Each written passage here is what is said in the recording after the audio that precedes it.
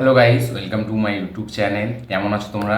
এখন আমরা কথা বলবো হচ্ছে হলিউডের একটি ফিল্ম নিয়ে, যেটা খুবই পপুলার একটা ডিরেক্টর ডিরেক্ট করেছে। ফিল্মটার নাম হচ্ছে দ্য প্রেস্টিজ, যেটাকে ডিরেক্ট করেছে ক্রিস্টোফার নোলান। তার ইনিশিয়াল ডেসে যখন একদম প্রথম দিকে তার এই সিনেমাটি দ্য প্রেস্টিজ 2006 সালে। মেমেন্টোর পর হয়তো আর একটা কি সিনেমা ছিল, তারপরে হয়তো এই সিনেমাটি দ্য প্রেস্টিজ। তো এই সিনেমাটি দেখলাম, কীরকম লাগলো এই সিনেমাটি সেটা নিয়েই কথা বলবো। চলো ভিডিওটা শুরু করা যাক। সব থেকে প্রথম কেমন হলো দ্য প্রেস্টিজ, তার থেকেও প্রথম এখন থেকে আমি কয়েকটা প্রত্যেকদিন একটা করে ভিডিও আনবো, যেই ভিডিওটা খুবই পপুলার একটা ডিরেক্টরের। ঠিক আছে, কিছু ফিল্ম হবে যেগুলো আমি দেখিনি হয়তো, বা অনেক পুরনো সিনেমা। ঠিক আছে, তার কেরিয়ারের প্রথম দিকে যেটা সে বানিয়েছিল, তো সেরকম কিছু ফিল্মস আমি নিয়ে আসবো প্রত্যেকদিন একটা করে। তো এটা তারই স্টার্ট। ঠিক আছে, স্টার্ট আপ আজ থেকে শুরু। তো এই ফিল্মটা দ্য প্রেস্টিজ, এটা আমার দেখা ছিল না। আমার ক্রিস্টোফার নোলানের অনেক সব ফিল্মই কাইন্ড বলা যায় দেখা আছে আমার। ঠিক আছে, সেটা মেমেন্টো হোক, বা এখানে ব্যাটম্যানসের ট্রিওলজি, বা ডাঙ্কার, বা ইনসেপশন, বা ইন্টারস্টেলার, টেনেট, রিসেন্টলি আমাদের ওপেনহাইমার। আমার ক্রিস্টোফার নোলানের সব ফিল্মই বলতে গেলে দেখা যায়, খুব একটা কি দুটো বাদ দিয়ে যেটা আমার দেখা ছিল না সেটা হচ্ছে প্রেস্টিজ ছিল তার মধ্যে। কারণ ক্রিস্টোফার নোলান আমার কাছে ওয়ান অফ দ্য বেস্ট ডিরেক্টরের মধ্যে একজন। আমার কাছে যেটা আমার যেমন স্টিফেন স্পিলবার্গ বা মার্টিন স্করসেস যেরকম যতটা পছন্দ, ঠিক আমার ক্রিস্টোফার নোলানও ততটাই বেশি পছন্দ। আমাকে হেভি লাগে তার ফিল্ম। আমি তার ফিল্ম সত্যি বলছি জেনুইনলি কিছু বুঝতে পারি না। ঠিক আছে, শেষ পর্যন্ত আমি অনেকবার দেখতে হয়। ঠিক আছে, তাও আমি গিয়ে সেই ফাইনাল যে কনক্লুশন সেটাই আমি আসতে পারি না। কিন্তু ওই যে জার্নিটা তার ফিল্মটা না বুঝতে পারার, ওই যে জার্নিটা তার ফিল্মটা আমি শুধু দেখছি, জিনিস কি হচ্ছে, স্পেকটাকেল বেস জিনিস হচ্ছে, কি হ্যাপনিং হচ্ছে, সেইগুলো আমার দেখতে খুব ভালো লাগে। আমি যখন প্রথম ব্যাটম্যান দেখি অনেক ছোটোবেলায়, তখন আমি জানতাম না যেটা ক্রিস্টোফার নোলানের ফিল্ম। ঠিক আছে, তারপরে আমি যখন আস্তে আস্তে বড় হয়ে দেখলাম ব্যাটম্যানের ট্রিওলজি, তারপরে জানতে পারলাম এটা ক্রিস্টোফার নোলানের ফিল্ম। তো ব্যাটম্যান তো খুবই একটা সহজ ফিল্ম, খুবই একটা ইজি ফিল্ম বলা যায়। ওই ফিল্মটা দেখে কেউই বলবে না যেটা ক্রিস্টোফার নোলানের ফিল্ম। ইনসেপশন যখন দেখি আমি, ঠিক আছে, তখন সেই ফিল্মটা আমি তার আগে অলরেডি জানতাম যে এটা ক্রিস্টোফার নোলানের ফিল্ম। এবার সেই ফিল্মটা আমি অনেকবার দেখেছি, 5 থেকে 6 বার দেখেছি, কিন্তু তাও বুঝতে পারিনি ফিল্মটা অ্যাকচুয়ালিতে কী হয়েছে। তো আমি ক্রিস্টোফার নোলানের ফিল্ম সেরকম খুব একটা বুঝতে পারি না, কিন্তু ওই ফিল্মটা দেখার আমার খুব একটা হেভি লাগে দেখতে, যে কি হচ্ছে, কি হ্যাপেনিং ঘটছে, ক্রিস্টোফার নোলান স্ক্রিন প্লেটাকে নিয়ে কীভাবে খেলছে, এই যে তার ভিজন, সে কীভাবে সিনেমা ডিজাইন করে, সে কেন বাকি সবার চিন্তা ভাবনা থেকে তার চিন্তা ভাবনা আলাদা, সে এক একটা সিনকে এইভাবে কীভাবে ডিজাইন করে, সে এত সায়েন্টিফিকলি প্রত্যেকটা সিনকে কীভাবে বসায়, সেইটা আমার দেখতে খুব ভালো লাগে। এবং ক্রিস্টোফার নোলান তার যথেষ্ট হেভি ব্রেন। ঠিক আছে, সে সায়েন্সটাকে নিয়ে এমনভাবে দেখায় স্ক্রিন প্লেতে, সেইটাই সে যে একটা মাস্টার মাইন্ড ডিরেক্টর সেটা তার পরিচয় দেয়। এবং ক্রিস্টোফার নোলান আগে তাকে হয়তো ইন্ডিয়াতে অনেক লোকে চিনতো না, কিন্তু এখন এটা ভাবলে অবাক লাগে যে তার একটা আলাদা সেপারেট ফ্যান বেস আছে আমাদের ইন্ডিয়াতে, যে কিনা তার ফিল্ম রিলিজ হলে, ঠিক আছে, সেটা দেখার একটা আলাদা অডিয়েন্স আছে, যেটা আমরা ওপেন হাইমারের সময় দেখলাম। এবং ওপেন হাইমার ফিল্মটা কিন্তু ক্রিস্টোফার নোলানের বলতে গেলে বাকি যে ফিল্ম আছে তার তুলনায় খুবই ইজি ফিল্ম। সব থেকে ইজি ফিল্ম যদি ক্রিস্টোফার নোলানের কেরিয়ারে কোনো থাকে, সেটা হচ্ছে ওপেন হাইমার। সেই ফিল্মটাকেও মানুষ দেখে নাকি বুঝতে পারেনি, তাহলে ভাবুন যারা ইন্টারস্টেলার বা ইনসেপশন দেখেছে তাদের তাহলে কী অবস্থা হয়েছে। তো এখন চলুন ওইসব কথা পরে কথা হবে। এখন কথা বলবো তার প্রেস্টিজ নিয়ে। 2006 সালের সিনেমা, starring Hugh Jackman, Christian Bale এবং স্কারলেট জনসন। তো এই ফিল্মটা প্রথমে সব থেকে প্রথমে যদি স্টোরিটা বলি একদম ছোট করে, ঠিক আছে, এই ফিল্মটা সত্যি বলছি আমি বুঝতে পারিনি, আমি জেনুইনলি বলছি খোলাখুলি। কিন্তু ফিল্মটা আমি হাইলি রেকমেন্ড করবো আপনাদেরকে দেখার জন্য। আপনারা যদি না ইউ সি মি এই ফিল্মটা দেখে থাকেন, ম্যাজিকের যে ফিল্মটা না ইউ সি মি, ঠিক আছে, সেই ফিল্মটা খুবই পপুলার হয়েছিল। তো এই ফিল্মের যে ম্যাজিকগুলো সেইগুলো কিন্তু আপনাকে এই ফিল্মটা দেখার জন্য একটা আলাদা হাই দেবে, সেটা দেখতে মজা লাগবে। এই ফিল্মের যে স্টোরিটা ছোট্ট করে যদি বলি, এখানে ক্রিশ্চিয়ান বেল, যেটা যার ক্যারেক্টারটা মেবি বর্ডার, এবং আরেকটা আছে হিউ জ্যাকম্যান যার ক্যারেক্টারটা হয়তো কি অ্যান্জন না কী নাম, যাই হোক নামটা আমি মনে নেই এই মুহূর্তে। তো এই দুটো ক্যারেক্টার তারা একসাথে ম্যাজিক চালায়, ঠিক ম্যাজিক শো চালায়। এবং হিউ জ্যাকম্যান তার ওয়াইফ আছে, ক্রিশ্চিয়ান বেল তার একটা লাভ ইন্টারেস্ট আছে, তার ওয়াইফ নেই। এবার হিউ জ্যাকম্যানের যে ওয়াইফটা, সে এদের সাথে ম্যাজিক প্লে করে, ঠিক আছে, শোতে, থিয়েটারে। এবার একটা দিন ক্রিশ্চিয়ান বেল তার অডিয়েন্সের মধ্যে বসে থাকে, ঠিক আছে, বসে থাকে, এবং তাকে ডাকা হয় যাতে এই যে মেয়েটা ওয়াইফটা, হিউ জ্যাকম্যানের ওয়াইফ, তার হাতে একটা গাঁট বাঁধার জন্য, যাতে সে জলে পড়ে থাকবে, কিন্তু তার মৃত্যু হবে না, সে আবার ওই জায়গা থেকে অন্য জায়গায় চলে যাবে। তো এরকম একটা ম্যাজিক ক্রিয়েট করার চেষ্টা করে। এবার মানে ক্রিশ্চিয়ান বেল তাকে যে গাঁটটা বাঁধতে বলা হয়, সে জানে না কি একটা গাঁট বাঁধে, যার কারণে সেই মেয়েটা যখন জলে পড়ে যায় সে আর উঠতে পারে না, মানে হিউ জ্যাকম্যানের ওয়াইফটা, এবং সেখানে সে মারা যায়।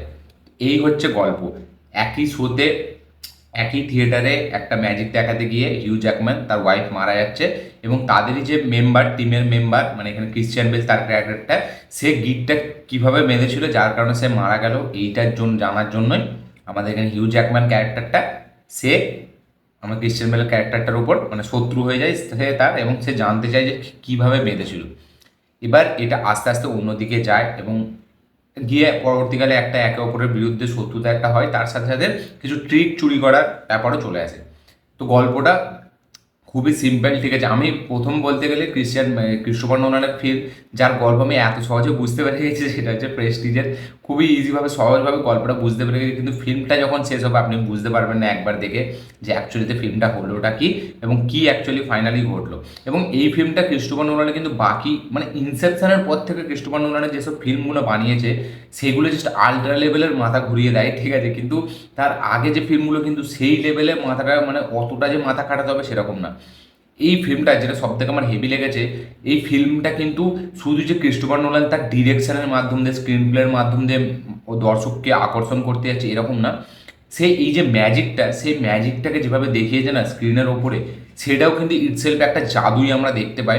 কারণ এখানে যে ম্যাজিকটা ক্রিয়েট করা হয়েছে সেটা আপনি যদি জেনুইনলি, যেখানে আপনার যারা ম্যাজিক শোতে যারা গেছেন, ঠিক আছে, তারা দেখবেন যারা যেভাবে ইলিউশনটা ক্রিয়েট করছে, এখানে কিন্তু ক্রিস্টোফার নোলান তার ডিরেকশনের মাধ্যমে কিন্তু ওই যে ম্যাজিকটা এখানে ক্রিয়েট করছে সেটা কিন্তু পুরোপুরি সেই ম্যাজিক শোয়েরই মতো লাগছে। আমরা যখন দেখছি সেটাকে কিন্তু এটা কিন্তু দেখার একটা আলাদা মজা আছে, সেটা কিন্তু দেখার একটা হেভি একটা জিনিস আমাদের মনে হয় যে ম্যাজিকটা কীভাবে করছে, এবং এই যে ইলিউশন যে ক্রিয়েট করছে, এই যে ম্যাজিক শো, তার পেছনে যে অ্যাকচুয়ালি কী জিনিসগুলো হয় সেখানে এখানে ডিরেক্টর খুব ভালো করে সেটা দেখিয়ে দিয়েছে। এবং একটা ছোট ভুল, এই ম্যাজিক শো যারা দেখায়, একটা ছোট ভুল যে তাদের জান মানে প্রাণ নিয়ে নিতে পারে, সেটাও এখানে খুব ভালো করে ডিরেক্টর দেখিয়েছে। এবং এই ফিল্মটা শুধুই কিন্তু একটা কনফ্লিক্ট দুটো বন্ধুর মধ্যে রয়ে যায় না, কনফ্লিক্টটাই শুধু দেখায় না, এখানে অনেক কিছু। তারপরে না এই যে তার ওয়াইফের মার্ডার হচ্ছে, মানে মৃত্যু হয়ে যাচ্ছে হিউ জ্যাকম্যানের ক্যারেক্টারটা, তারপরে সেটা কিন্তু সে শুধু তার সে ওয়াইফের বদলা নিচ্ছে না, তারপরে তার পারসেপশনটাও চেঞ্জ হচ্ছে, এবং সে প্রধানত গিয়ে এক সময় গিয়ে তার কম্পিটিশান হয়ে যাচ্ছে, মানে অপর ক্যারেক্টারের সাথে সে নিজেকে কম্পিটিশানে ফেলে দিচ্ছে এবং তার থেকে সে বেস্ট করতে চায়, এরকম একটা যে মাইন্ডসেট তার চলে আসছে। এই ফিল্মটা একটা সাইকোলজিক্যাল থ্রিলার ফিল্ম। এবার এই ফিল্মটা মাঝখানে কিছু কিছু সিন আপনাদের মনে বুঝতে পারবেন না যে আপনারা অ্যাকচুয়ালিতে কী আপনারা দেখছেন, ঠিক আছে, কারণ এখানে দুটো পড়ার সিন আছে, একটা হিউ জ্যাকম্যান একটা ডায়েরি পড়ছে এবং অপরদিকে ক্রিশ্চিয়ান বেল একটা ডায়েরি পড়ছে।